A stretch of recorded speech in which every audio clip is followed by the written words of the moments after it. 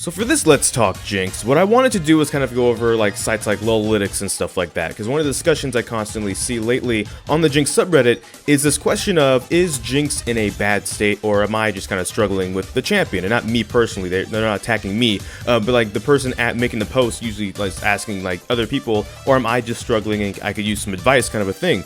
So I thought it'd be neat to just kind of look at some data in that regards. Not that this obviously dictates if someone's right or wrong about things like that, like it could be a mix even, where Jinxes could be in a better state, but also people could be rusty and stuff like that, right? Even, I don't really, I guess, brag about my Jinx skills, because I don't really think they're that impressive. I just really like the champion and studying the champion, but I've been admittedly struggling with the champion too. I just think it's because I'm bad, though, more so than the champion struggling. But other people feel like it could be that not just Jinx, but AD carries are actually in a bad state. So we'll start with Lollytics, maybe we'll go to a lot of sites, but I want this video not to be too terribly long, because you probably have other things to do with your day.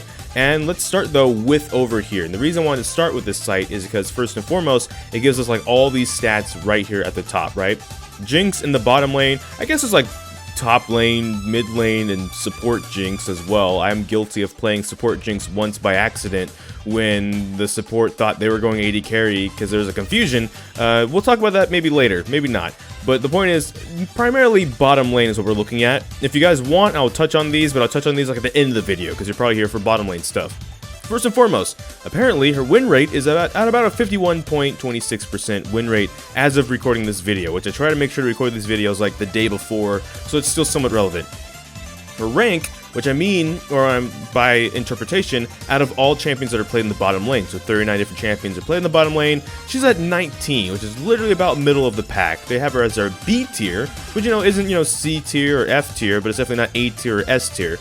Pick rate on average, across like all the elos by the way, 7.62%, so you see her less than 1 in every 10 game. The ban rate is insanely low. Even when she's strong, the ban rate doesn't really exceed 1 or 2%. People feel like they can deal with Jinx, and we'll touch on that part too, because I think that plays a little bit into if she's weak or not.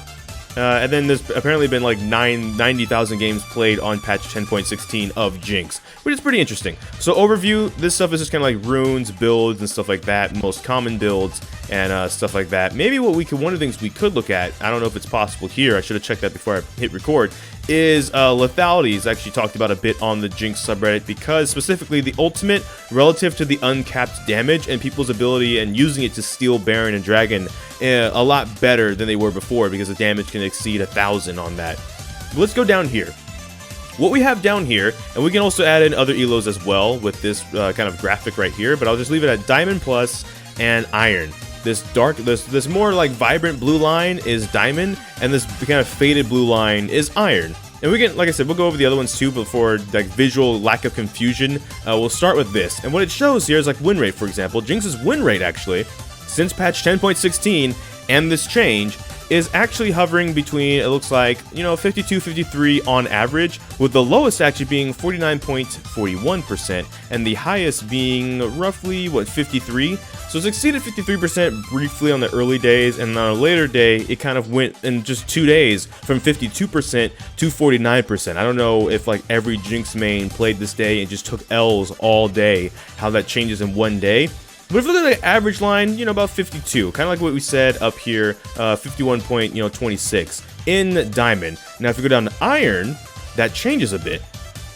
Where you see across this patch, it's been as low as 46% win rate, 45% win rate. There's a time where I get to 44% win rate. Its lowest peak, or I guess its valley then, is 42% win rate, and its peak is still only 47% win rate. And we'll start with this, because in discussion of, is Jinx bad right now? Is she weak right now? Is she in a bad state? Or am I just bad?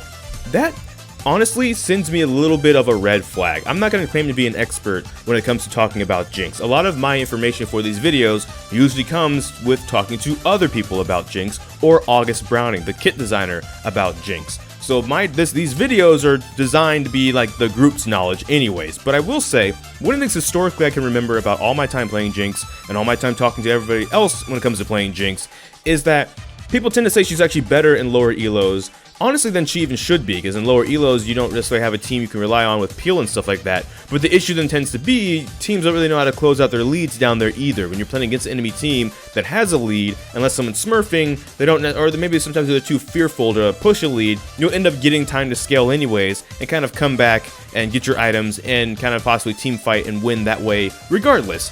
And the alternate reality, or not really alternate reality, but the alternate side of the coin is that in Diamond, you do have teams that know how to peel and do stuff like that, but the issue tends to be you also have teams that know how to shut down a Jinx in higher elos. What this kind of sends me a red flag for is it's basically the opposite of the coin we just talked about, where it looks like in the lowest of elos, for example, Jinx is struggling very, very much so, but in the highest of elos, Diamond Plus, she's actually doing okay, which means this change possibly benefited the more experienced Jinx players and the higher level Jinx players, but didn't do necessarily as much for the lower level Jinx players, or of course, mind you, and remember, Iron isn't necessarily always bad, it could just be new people to the game, new people to ranked and stuff like that. This could possibly reflect that a little bit. Iron could just be the land of where a lot of people are just kind of picking up stuff and trying things. People heard Jinx was getting a pretty neat buff, so they were trying to play her, and maybe they're inexperienced. Just keep that in mind. This is not to like body and dunk on Iron players. Absolutely not. I think that's wrong. Let's add Bronze though into the mix, because Bronze can still be new to the game, right? I think when you first do your placements for like the very first time, they put you in Iron 2. Maybe you had some good games, you climbed out of it, and now you're in Bronze. Well, Bronze seems to kind of even out a little bit more, where you're not doing this terribly bad, but you are, in the 49 to 50% range. The highest spike actually still being 50%, 50.3%, and the lowest actually being down here at 49.09%. But it's a bit more even here, because I think the games are a little bit still of enemy teams not closing out. You'll get time to scale. If you're pretty decent, you'll still do your own thing. If you can CS even, that's pretty good. That seems a bit more relative to what we talked about earlier. So maybe Jinx isn't super terrible, and it is a little bit more of what we usually see. Still, this is a thing. This is Diamond Plus. Okay, well, let's take away Bronze and even Iron so we could look at Platinum. And just actually Platinum by itself. Because Platinum is what they considered skilled. Not necessarily like godhood that Diamond is, but like Riot, I forget the exact name for it. But if you're Platinum, and especially Platinum Plus, you're considered decent at the game, right? You might not be great, you might not be a god at the game, but they consider you, decent. Here we see it's a little bit all over the place in the beginnings, but we still see it above 50%, even this lower peak over here. It's all in like the, 50, 52, almost 53 at the peak here. Yeah, 53 almost right even.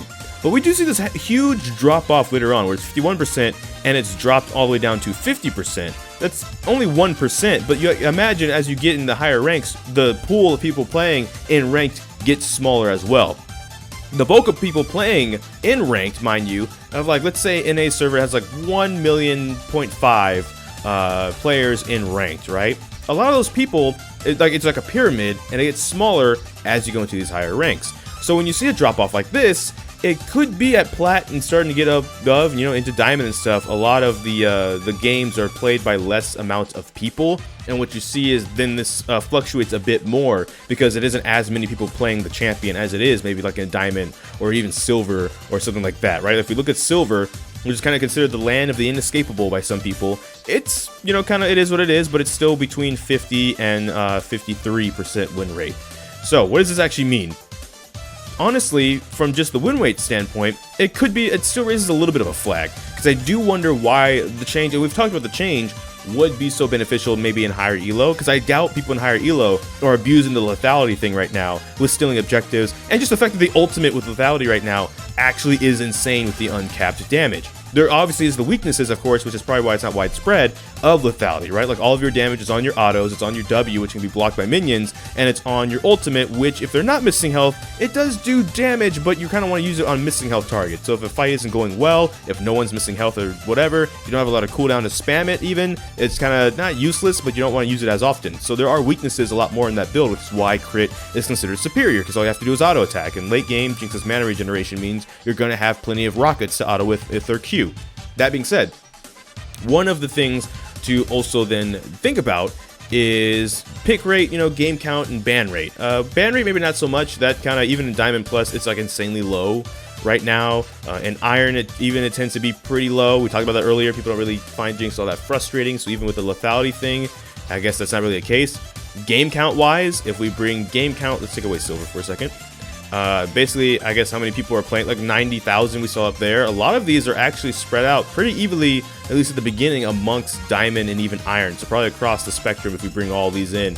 we'll see when it comes to game count. Oh, no, never mind. What was that, gold? And gold is where most of those 90,000s are coming from, actually. 40,000 came from gold, which is actually interesting, too. Pick rate, as we see, it looks like in iron is where Jinx has picked the most, which is also interesting because of her game count is actually pretty down here. But we see basically all this data right here that we can interpret several different ways. I don't want to hang up too much on that, because one thing I want to look at is over here the game length, win rate versus game length, just on average, right? It starts at when the game first starts, because, you know, maybe your jungler ganks for you often or gets you going, whatever the case is. You get about a 51% win rate at the first 15 minutes. It does drop to 50% when you're in that mid-game lull, you're still trying to build your other zeal items and stuff like that. If you're doing well, it can spike at the 20-25 minute mark, where you can maybe start snowballing stuff. Even if you're not getting kills, maybe you have enough power to destroy objectives, and if your team is getting you to objectives, you're kind of going that route. But it actually drops a lot until we get to like the 40-minute mark. It even gets down to 49%. And then when we get to not the late game, because people consider this kind of the late game, right? The 30 minute, the 35 minute, the 40-minute mark, that's late game. But if it gets to the super late game, that starts going back up to about 50%.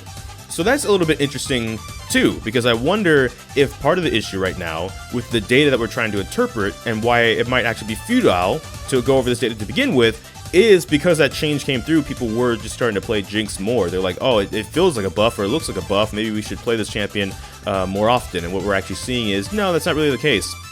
Top Jinxes Worldwide, let's see what this has to say.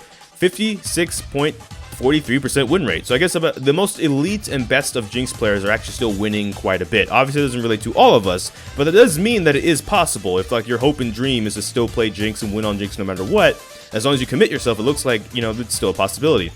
This was after analyzing over 2,000 games, the top 423 Jinx players, and the average rank being Diamond 3. But, taking into account the win rate and the summoner rank, Jinx is actually still ranked 112th out of, 150 champions in the hands of experts. So that's like another little bit of a red flag. And mind you, this is still just one site, so this isn't necessarily like definitive. I want to make that clear again. But it is saying then, even in the hands of experts, Jinx is actually pretty low on the totem pole if we go out of all 140 champions, which is kind of interesting.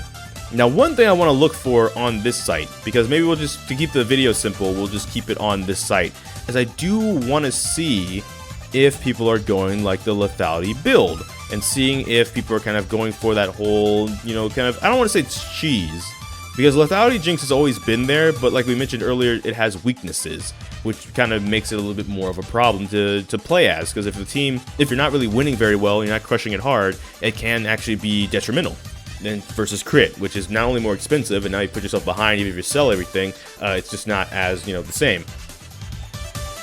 Wait, hold on, just a side note, common matchups, they have common matchups for every role. So people that are playing Jinx top, for example, this is like, oh wait, she has a win rate against some of these champions. I imagine the player pool is pretty low, of course, but these are some champions that I would, well, okay, Fiora, I've played against Fiora solo lane myself in Nexus Blitz. Fiora is surprisingly easy to bully with Jinx in a solo lane, at least until Fiora starts getting some levels.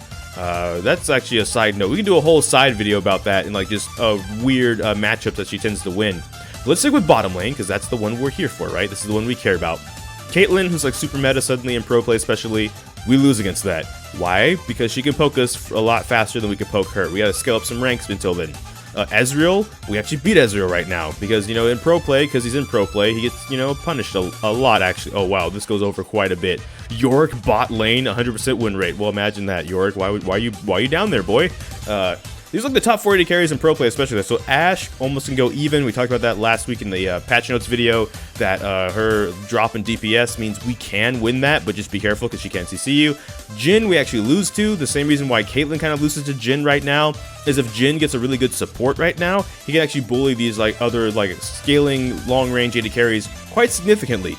Lucian's a bit of a surprising one, because I did mention that I was afraid in the last week's video of Lucian's change, making him a bit more able to one-shot you with the ultimate and stuff like that, right? But turns out he's still Lucian, which means he still would probably need more love, I guess, until he could really do some serious damage. Kaiser's an interesting one too. I don't know why exactly Kaiser would be so beatable with Jinx. I can't think of any major nerfs that Kaiser's went through, but I'm not complaining because people still like to play Kaiser, and then we can, do something about that. Aphelios, I'm not too sure about, like, the accuracy here. Comment with your own experience against Aphelios. I feel like he's been nerfed 10,000 times, so, eventually you would see numbers like these popping up for champions, but I don't know. It feels like Aphelios is still low-key pretty good in the lane phase, but maybe it's the whole entire game, right? I'm looking at these as laning phase stuff. These could just be the win rate in the entire game. If you can get out of lane phase against Aphelios, then yeah, you can totally get your crit items and just kind of beat people's faces in with your crit rockets, and that could be a thing there. So it does look like against the most meta champions, though, right here. If we just look at just right here, we'll throw in Jhin, of course, too, right? It looks like, lose, win. That's about a 50% straight up. I know it's really dumb to make that analogy, like, just down the middle like that. But I guess what I'm saying is, like, okay, so against the meta stuff, we do lose. So that could be part of it, is that the things that are really strong right now kind of beat us pretty good. So it's just a matter of instead of Jinx being bad, the things that are strong just feel really, really powerful to try and deal with right now. Versus some of the other things we can beat. That said, common builds. I really want to see if they have it in here, actually, because I did want to talk about it this video, because it seems to be a talking point in the subreddit, and I want to acknowledge the subreddit and, like, the stuff over there going on. Because it is interesting, I think, to think about if that is a low-key, I don't want to say sleeper OP build, but if it is, like, a more legitimate thing because the uncapped damage is so disgusting, maybe that is something you could also try to abuse. I don't know. I'm going to end the video because I didn't, like I said, I didn't want this to be too long, and it ended up being really long because I ended up rambling, and now I feel dumb, and I apologize. But thank you so much for watching this video. What do you think about Jinx right now? And I feel like we're always asking this question every week. But with the uncapped damage, I feel like I was hoping anyways that maybe it would help in some way. Like lethality might be pretty good with it, but crit, obviously you're still building damage when you're building the crit build. So the uncapped damage should still feel somewhat good even on a crit build, right? How are you guys feeling about, the uncapped damage? Is it a lot more crazier than you expected? Is it exactly what you expected? Things like that. Comment with that in the comment section down below. But thank you so much for watching this video. Make sure to like, comment, subscribe. Hit that bell notification, the actual subscribe button. But I don't know which video will be next, because life can have a lot of kinks. So until next time, take care. ggGetJinxed. Thank you for watching, and enjoy pizza responsibly.